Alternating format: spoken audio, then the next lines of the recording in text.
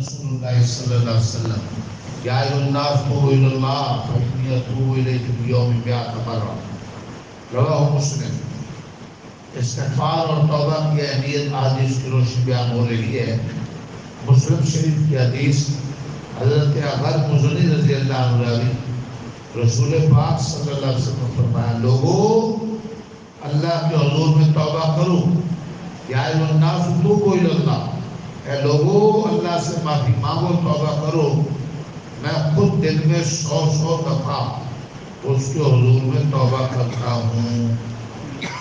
پہلی حدیث میں اکثر من 70 مرہ، 70 دفعہ سے زیادہ، اس حدیث میں 100 مرہ، 100 دفعہ، دراصل صرف کثرت کے بیان کے لیے اور قدیم عربی کا زبان کا یہ محاورہ عام ہے، ورنہ حضور علیہ السلام کے استغفار توبہ کی تعداد یقیناً اس سے بہت زیادہ ہوتی تھی، جیسا کہ آگے حدیث میں آ رہا ہے۔